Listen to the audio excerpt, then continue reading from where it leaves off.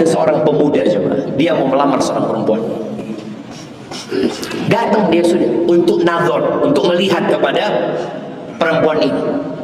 Ketika dia masuk ke rumahnya perempuan ini, ada orang tuanya disambut sama mereka. Ketika melihat, langsung dalam hati kecilnya, enggak, aku nggak cocok sama perempuan ini. Kenapa aku nggak cocok? Karena matanya nggak cocok. Kan orang lihat, enggak, aku nggak cocok. Nggak apa-apa nggak cocok. Akhirnya dia duduk untuk menghormati keluarganya, padahal sudah hati kecil udah nggak mau. Lagi ngobrol, perempuan ini ngomong sama bapaknya, ayah boleh aku ngobrol sama laki-laki? Kata ayahnya, boleh, silahkan. Perempuan ini tanya, aku mau tanya, hari ini engkau sholat subuh di masjid enggak? Bayangin dia pertanyaannya aja. Laki-laki ini berpikir mungkin mau ditanya kerjanya di mana, gajinya berapa, nanti kalau nikah kita mau bulan madu kemana. Enggak. Ditanya satu, engkau subuh ini sholat di masjid enggak? Langsung kayak ditampar laki-laki aja. Dia jual tampang ya. Tahu-tahu ditanya tentang sholat subuh. Kata laki-laki ini, dia udah gak tertarik sama perempuan ini. Cuma ketika perempuan ini mulai tanya urusan itu, ada kecenderungan sama perempuan ini. Enggak, aku sholat di rumah. Oh, kok sholat di rumah? Tepat waktu?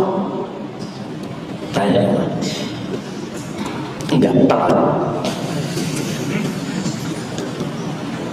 Engkau biasa kayak gitu? Ya, tapi aku sholat gitu, aku sholat. Cuma di rumah gitu. Dan subuh itu telat gitu. Kalau kiranya aku menerima engkau sebagai suamiku, padahal laki-laki ini sudah niat gak mau sama perempuan itu. Perempuan ini ngomong, kalau kiranya aku menerimamu sebagai suamiku, engkau mau gak janji sama aku? Janji apa kata dia? Janji untuk tidak pernah meninggalkan sholat berjamaah di masjid, khususnya subuh. Ditantang kan itu dia. Kata laki-laki ini kayaknya cocok jadi ibu anak-anakku kata dia. Ini kata dia. Yang awalnya dia melihat dengan matanya, kemudian dia melihat dengan mata hati. Hidup ini gak lama jemaah. Hidup ini bukan untuk bersenang-senang. Dan orang tua itu bertanggung jawab terhadap anak-anaknya, dan suami itu bertanggung jawab sama istrinya. Kalau istrinya nggak benar, dia capek. Suami itu bakal capek kalau dia harus memperbaiki istrinya, sedangkan dia jarang di rumah karena dia banyak kerja di luar. Kalau istrinya belum benar, kemudian punya anak-anak, capek lagi suami ini selalu ngasih nasihat istrinya, ya anak-anak sholatnya benerin. Karena bapak berangkat kerja pulang sore, nggak tahu gimana anaknya sholat duhurnya, gimana anaknya sholat asarnya.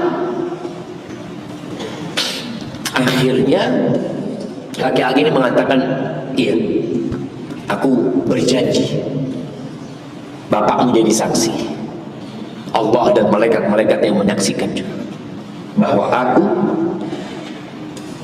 tidak akan meninggalkan sholat subuh berjamaah di masjid.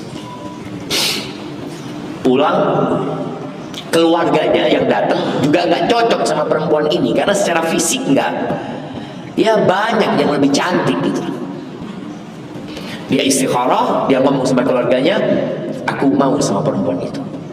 Kata kakak beradik yang perempuan, apa mau bang? Kata dia, bang, banyak perempuan-perempuan cantik yang mau sama engkau, kenapa kau pilih dia? Kata dia, enggak, aku mau sama dia. Maka jemaah jangan salah pilih kalau ingin selamat dari api neraka. Begitu pula para wanita jangan salah pilih suami ya. Kebanyakan wanita milih suami yang kayak apa? Nah, yang ganteng, kaya, bakhil. Perempuan ini sukanya sama fulus ya. Makanya walaupun laki-laki itu nggak ganteng tapi fulus, diterima nggak? Terima. Tapi kalau laki-laki itu ganteng, masya Allah, bakhil, nggak ada, nggak diterima.